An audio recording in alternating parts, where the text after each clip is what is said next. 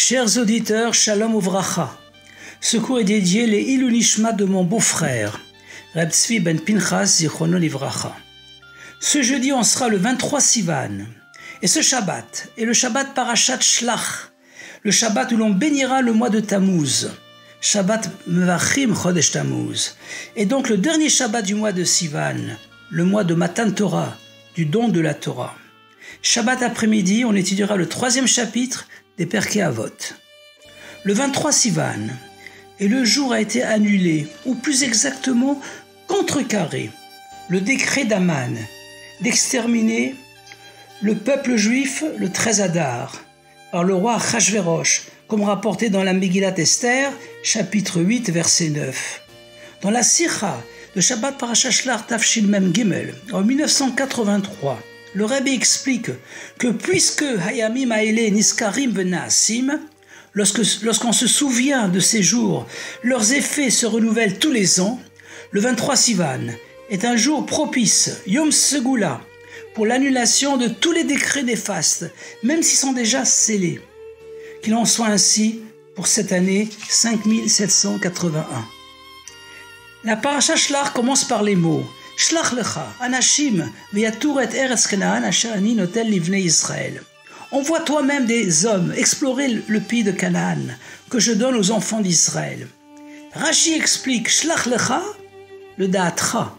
Si tu veux, envoie. Car pour Hachem, il n'était pas nécessaire d'envoyer des explorateurs, car je donne la terre aux enfants d'Israël. La conquête sera complètement miraculeuse, ni d'ailleurs de prouver que la terre est bonne, car Hachem leur avait déjà dit, dans Shemot chapitre 3 verset 17, A'ale etrem me'oni Mitzrayim, el eretz zavat chalav udvash. Je vous ferai monter de la souffrance d'Égypte vers la terre où coule le lait et le miel. Moshe Rabbeinu envoie donc 12 anachim, et pas des meraglim, des espions, 12 princes, Nessié Israël, représentant respectivement les 12 tribus d'Israël, pour explorer ensemble toute la terre d'Israël. Rapporter que la terre est très bonne, exhiber ses produits, afin de réjouir les bénis Israël, et accroître leur désir d'y rentrer. Sur les 12 explorateurs, 10 d'entre eux, tout en confirmant que la terre est bonne, vont décourager le peuple, en affirmant que c'est une terre qui dévore ses habitants. Eretz ochelet yoshveyahi. On ne pourra pas y survivre. Les autres explorateurs, Yoshua ben Nun, prince d'Éphraïm, de Caleb ben Yefouné, prince de Yehuda, en dépit de leur courage et de leurs efforts, ne parviendront pas à convaincre le peuple à rentrer en Israël. On peut se demander comment ces 10 tzadikim, choisis par Moshe Rabbeinu lui-même, qui étaient au début Ksherim, Otachar, Ksherim Ayu, ont pu agir ainsi, causant leur propre mort et obligeant le peuple à errer 40 ans dans le désert. La Chassidoute, l'Écoute Torah, début de la Parashat Shlach, explique qu'ils avaient un très haut niveau spirituel. Ils ne voulaient pas descendre au niveau de l'action des mitzvot, qui est une descente de la lumière infinie de Hachem vers le bas. Mitzvot ma'asiot, un bechinat amshachat or, ein sof baruchu le mata. Après de longues années d'esclavage, Hachem leur a donné dans le désert une Torah complexe et infinie.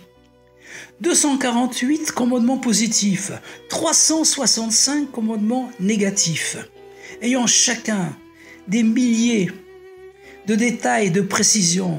Pour la maîtriser, une seule vie ne suffit pas en général.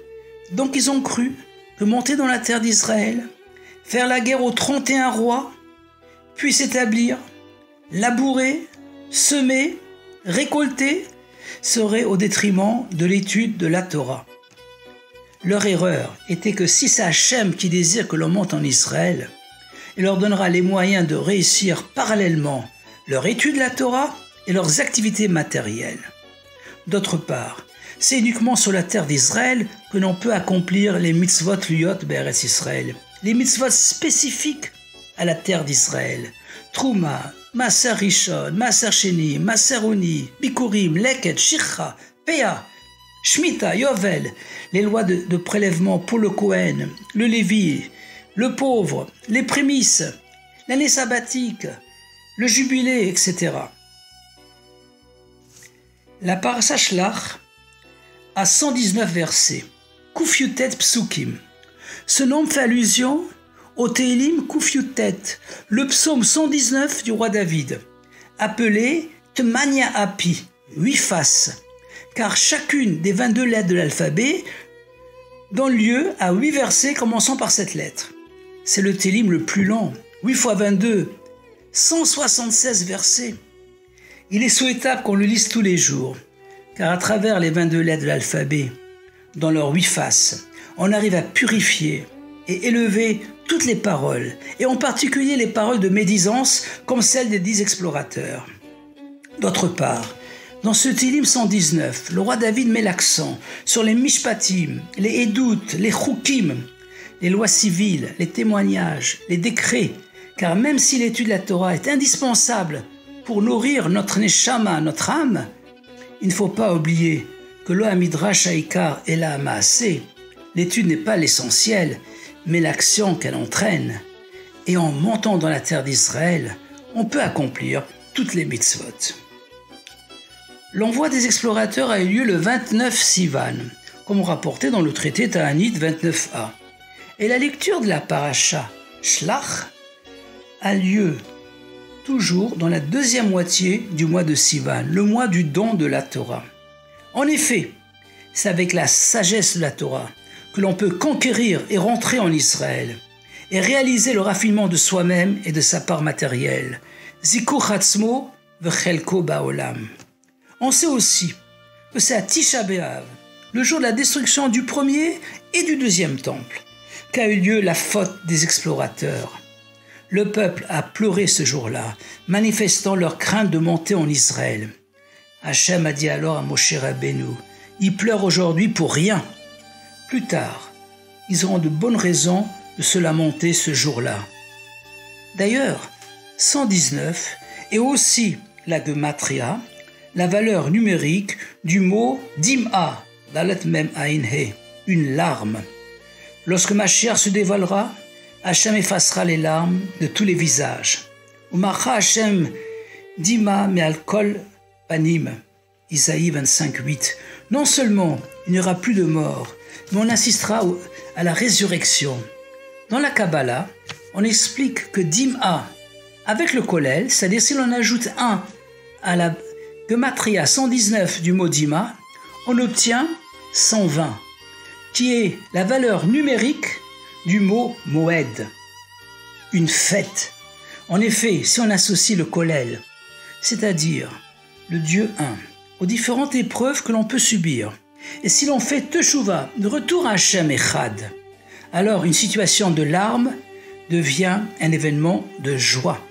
En particulier, avec le Mashiach, qui est le kollel, la Yechida Klalit, les jours de larmes s'élèveront et seront transformés en jours de fête, les jours du 17 Tammuz et Tisha B'Av, ainsi que tous les jours intermédiaires, les 3 semaines, seront transformés en joie et allégresse et deviendront nos plus grandes fêtes, comme il est écrit « V'yafru hayamim ele, le sasson ou le simcha ou le moadim tovim » que se réalise immédiatement et concrètement l'annonce dans la paracha ainsi qu'à la fin de l'Haftara de notre entrée en Eretz Israël, la terre des 10 nations, que se partageront les 13 tribus, car la tribu de Lévi aura alors aussi une part dans la terre d'Israël.